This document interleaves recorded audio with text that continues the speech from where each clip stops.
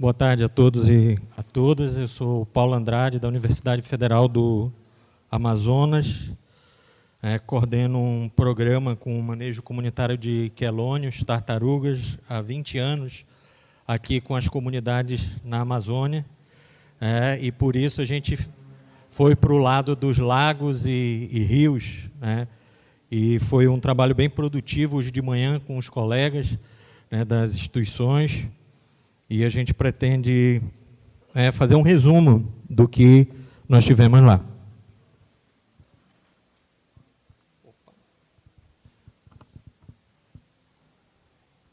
Essa foi a composição do grupo, então você vê que tem diferentes instituições envolvidas. E eu vou seguir um pouco a metodologia que nós usamos de manhã. Então, de manhã a gente inverteu, colocou a segunda pergunta como a primeira, que é a que fala do processo histórico, e depois nós tratamos da primeira. Então, eu vou começar por aqui. Qual o papel histórico da agenda religiosa para o desenvolvimento sustentável da Amazônia? Então, é inegável o papel mobilizador e de modificações para as populações da Amazônia trazido pela Igreja. Desde o início do processo de colonização, mas de um tempo mais recente, e aí ligando as questões ambientais, todas as modificações que ocorreram no interior da Amazônia a partir das ideias do Concílio Vaticano II com os movimentos eclesiais de base. Então, esses movimentos eclesiais, eles serviram de sementeira para aquelas organizações das comunidades que viriam, a princípio, sim, lutar pela questão de ter a sua igreja na comunidade, de ter a escola, de melhorar a sua qualidade de vida e, dentro desse contexto de qualidade de vida, para os ribeirinhos da Amazônia, a questão da manutenção, da proteção da sua principal fonte de vida, que era a água, os rios e lagos. Então, isso começa no final da década de 60, 70, e ganha corpo junto com os movimentos ambientais a partir da década de 80, 90. Então, existe uma convergência do que foi trazido pela Igreja, através dessas organizações, dos movimentos eclesiais de base, mas também do movimento ecológico global. Então, esse protagonismo coube, inicialmente, à Igreja, de todas as formas, não só na formação de lideranças, mas também na seção da logística para fazer isso na Amazônia. Onde se faziam reuniões? Nas casas paroquiais. De quem era, muitas vezes, a voadeira, o bote para ir buscar o comunitário? Da Igreja. De quem era o barco? Como era feita a comida? De onde vinha o recurso para mobilizar para questões de cunho ambiental? Da Igreja. Nesse período, a gente tem o início do que se começa a pensar em termos de desenvolvimento sustentável. Então, a formação do Conselho de Desenvolvimento Sustentável, de Desenvolvimento Sustentável,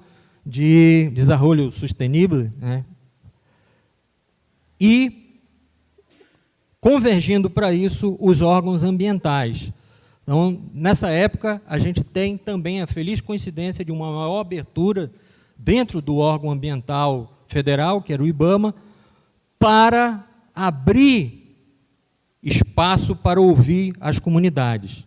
Então, as comunidades devidamente organizadas, junto com a Igreja, agora tem um espaço, junto com o Estado, que quer ouvir as suas demandas, o que elas necessitam em termos de proteção ao meio ambiente. E isso traz uma consolidação de forças que culmina em grandes projetos na área de preservação de lagos e rios na Amazônia. Então, o manejo de lagos em Tefé, o manejo de lagos em Santarém, a partir né, dessas comunidades de base e a partir, né, do envolvimento do Estado, né. Dentro desse contexto, outros manejos surgiram, o manejo de quelônios pelas comunidades. A comunidade quer proteger, vai lá, aprende e faz. Então, isso só foi possível por esse espaço criado, dentro da igreja, com a formação de lideranças, e com a concessão realmente da sua estrutura, da sua logística e, muitas vezes, dos recursos. Então, ela serviu como esse catalisador para que isso acontecesse. Nós discutimos que, ao longo do tempo, isso perdeu um pouco a sua força. E aí, a gente viu que existem dois processos, não só porque talvez haja havido um distanciamento, tanto da igreja como das instituições, um pouco mais para deixar que as comunidades o fizessem, mas também existe um distanciamento com relação a Deus. A partir do momento em que eu me afasto da ideia do Criador, eu também me afasto da ideia de ter que proteger um bem comum. E isso vem acontecendo nos meios rurais com uma intensidade menor, mas também no meio urbano, esse afastamento de Deus, esse afastamento da natureza. E isso tem reflexos nessa mobilização, e nos leva a concluir o seguinte, que a igreja foi protagonista desse processo de formação de lideranças, o Estado, o governo brasileiro, e as comunidades foram beneficiários dessas ações e conseguiram implantar sistemas muito interessantes, que ainda hoje funcionam, exemplos de manejo de lagos e de rios. E que nós não podemos perder essa contextualização histórica, isso que foi desenvolvido, pelo contrário, temos que fortalecer cada vez mais. E esse espaço, dentro do sínodo, ele nos parece um espaço adequado, porque volta novamente a convergir, assim como na década de 90, nós convergimos força para a questão do desenvolvimento sustentável, esse espaço que a igreja cria através do sínodo volta a convergir comunidades, instituições, igreja e espiritualidade para a proteção da Amazônia. Então, a gente entende que, por todo o processo histórico, é prioritário que a igreja mantenha esse papel, não mais isoladamente, mas somando força, com todas as outras entidades, instituições e manifestações religiosas. Isso já vem acontecendo no interior da Amazônia, nas comunidades, onde você tem uma proposição de trabalho conjunto, você tem também o envolvimento das diversas religiões que você tem naquele local. Basta que haja o fomento, basta que haja um incentivo que volte a liderar ou volte a puxar esse processo. E aí a gente entende que todo esse arcabouço histórico da igreja, ele traz novamente essa responsabilidade a ela. E essa é uma demanda desse sínodo. E se cabe a ela fazer, como poderia ser construída essa agenda interreligiosa, para o diálogo sobre a espiritualidade, a virtude, em prol do desenvolvimento da Amazônia? Então, a primeira coisa que nos fica claro é que, para que haja um diálogo interreligioso, é fundamental que, mais do que ver as diferenças entre nós, que nós vejamos os nossos pontos de união. Que, como ribeirinhos amazônicos, como moradores da Amazônia, principalmente como moradores do globo, nós vimos ontem que todos nós temos muito mais pontos de união do que pontos de diferenças. Por favor, concluir. Já? Aqui está dando 3 minutos aqui. Bom. 1 minuto. Então, a ideia principal que surgiu, eu vou resumir então, existem várias ideias, mas o intercâmbio, né, quando se fala em intercâmbio de experiência, não de mandar a gente daqui para lá, mas, sobretudo, a gente poder ter essa experiência disponibilizada dentro da igreja, através, né, de uma nova catequese, através de pastorais ambientais que tragam, desde o início, a formação das pessoas que vão fazer esse diálogo no futuro e das pessoas que hoje estão envolvidas.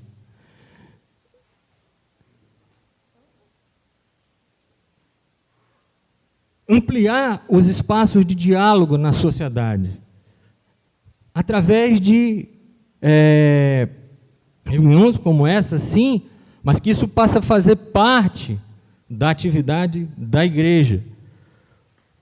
Cada início do ano, tentar chamar as pessoas, as instituições, as comunidades e discutir planos anuais para aquela região, para aquele município, para aquela comunidade, e ver quem é que vai poder contribuir. A gente entende que, para que se desenvolva toda uma série de atividades de proteção, há necessidade de recursos, e para isso, a necessidade de projetos, a necessidade de planejamento comunitário, de discussões. A igreja seria um espaço para isso. Podemos abrir para debate? Oi? A gente precisa abrir para debate agora. Eu não terminei. Tá? Por favor, conclua. Desculpa ser essa pessoa. Tá. Então, isso envolve a catequese ambiental, e aí a experiência de algo bem local, com recursos, para que a gente possa orientar os agentes de pastoral, mas também outros entes de cada localidade, a formação de planos anuais comuns, e a ampliação desses espaços além do sínodo. Essa estrutura montada aqui não se desfazer quando encerrar hoje às 19 horas, mas que se mantenha um espaço de diálogo aberto.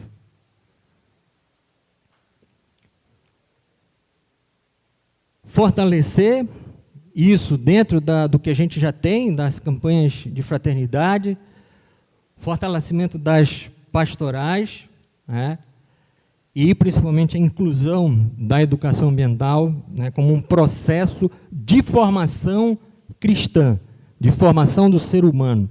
Ele entra na catequese, ele entra na perseverança, ele entra em todos os espaços, ele permeia todos os espaços, já que o ser humano só tem a sua integralidade diante do meio em que ele vive. Ele só tem a sua integralidade diante da natureza e diante do Criador. Então, esse, resumidamente, é o espaço, são as ideias que nós tivemos, tem muito mais, esse é um resumo. Obrigado. Muito obrigada. Desculpa a gente ficar insistindo na questão do tempo, mas é que senão a gente não tem tempo para dar a palavra a vocês também e que todos os grupos apresentem de forma qualificada. Então, por favor, vamos tentar fazer, são 3 slides, mais ou menos 3 minutos para cada slide. A gente abre agora para umas 5 ponderações, questões, discussão. Alguém gostaria de se inscrever para discutir sobre esse tema de proteção de rios e lagos?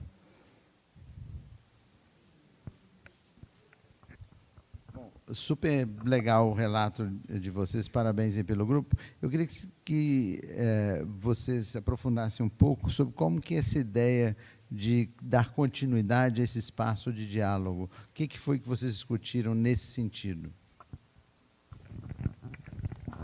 Bom, a gente discutiu vários pontos, eu vou tentar resumir em 2. O primeiro espaço é o espaço dentro da própria igreja. Então, a gente entende toda a dificuldade que é mover. Existem poucos padres, existem poucos ministros, mas existe toda uma comunidade de leigos. No ano passado nós tivemos o ano do laicato, e todos esses leigos, cada um tem sua formação, e que pode contribuir de alguma forma com esses avanços. Então, esse seria um espaço dentro da igreja, uma ampliação dessa discussão. O que se faz aqui, se levar e procurar se discutir dentro das comunidades. A outra é justamente aproveitar todas as instituições, todas as representações que nós temos presentes nessa discussão, para que a gente possa manter esse diálogo aberto. Porque, efetivamente, embora nós tenhamos 2 anos de preparação do sínodo, mas isso foi muito feito internamente, dentro das paróquias, dentro de grupos. Essa abertura maior para a sociedade, ou pelo menos para a sociedade local, ela acontece aqui. Daqui, nós vamos levar isso para as comunidades. E, com certeza, essas ideias que estão aqui, que nós vamos discutir com eles, vão surgir outras ideias. Então, a gente quer manter um canal de diálogo aberto a partir daí. Eu não percebi na apresentação ações já existentes, próximo a nós, algo assim bem palpável, que já existe em relação à proteção de rios e lagos, e eu também não percebi um resgate das leis que garantem essa proteção, que é importante, né? Os rios e lagos, base da nossa cidade, por exemplo, é cortada por rios e igarapés que estão todos poluídos. Sim. Na verdade, quando nós começamos a tecer a parte histórica, a gente entende que, com os exemplos que foram dados no grupo, eu citei apenas alguns aqui, a gente já resgatou essas ações concretas. Por exemplo, toda a estrutura, o início do processo de manejo de lagos Interfé, ele começa com a estrutura da igreja, as lideranças formadas, a mesma coisa em Carauari, com os extrativistas. Então, você tem exemplos concretos do que já aconteceu, do que foi feito e o que gerou, e vem gerando até hoje. Então, o que a gente tem hoje de bonito, de manejo de lagos, o que a gente tem de legislação sobre isso, portarias, resoluções, elas vêm muito desse processo pioneiro da década de 90.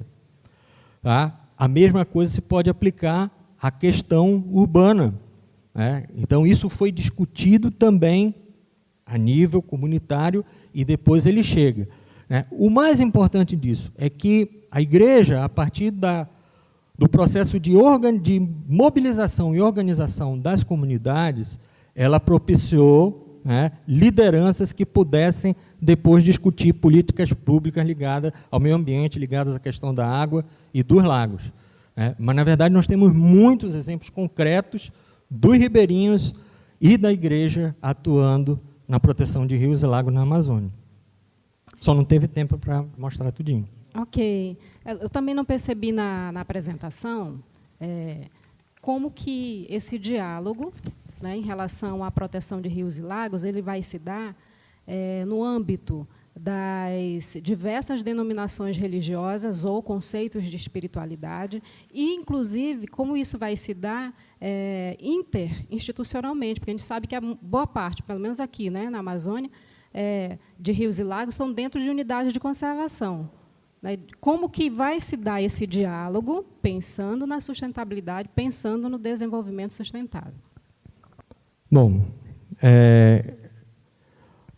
esse diálogo ele já ocorre em muitos pontos. Quando você tem agendas positivas, esse diálogo interreligioso acaba acontecendo naturalmente.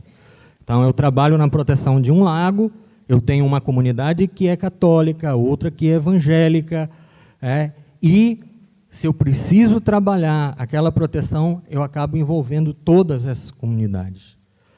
Não há um afastamento. O grande problema é que essa inter-relação ela é muito pontual, ela depende muito dos personagens locais. do posicionamento dos personagens locais. A gente entende que o sínodo, né, ele vai gerar orientações para um trabalho mais amplo. Ele deixa de ser o bispo que tem boa vontade com a questão ambiental, ou o padre local que tem boa vontade e quer interagir com as outras entidades religiosas, e ele passa a ser algo global, uma orientação global. Então, isso é parte do processo de discussão.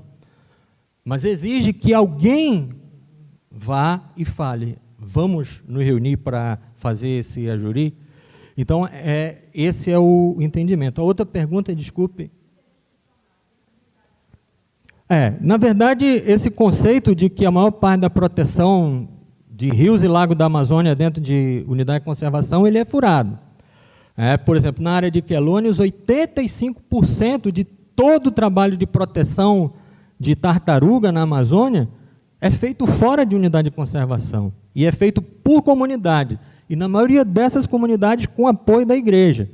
Seja do pároco local, seja das irmãs franciscanas. A gente está cheio de exemplos dessa forma. Como eu falei, a gente já teve momentos de confluência institucionais, na década de 90. Igreja, comunidades, órgãos ambientais trabalhando muito próximos. E, com o tempo, houve esse distanciamento, que pode ser por recurso, falta de recurso, pode ser por falta de vontade institucional de estar perto, mas pode ser simplesmente também por falta do eu interior presente, da religiosidade. Olha, não me interessa proteger isso aí. Por quê? Porque a natureza, para mim, não interessa. Tá? Então, pode ser vários motivos que levam a esse afastamento. Nós entendemos esse espaço e essa oportunidade como uma nova convergência. Nós temos diversas instituições aqui. E essas instituições representam outras, representam comunidades, temos lideranças também. Então, a gente vê um novo espaço, uma nova convergência. Como nada é por acaso, a gente entende que é uma nova oportunidade que nós estamos tendo. Mas tem para uma consideração? Mais alguém? Senão a gente já passa para o próximo. Podemos passar? Obrigada. Obrigado.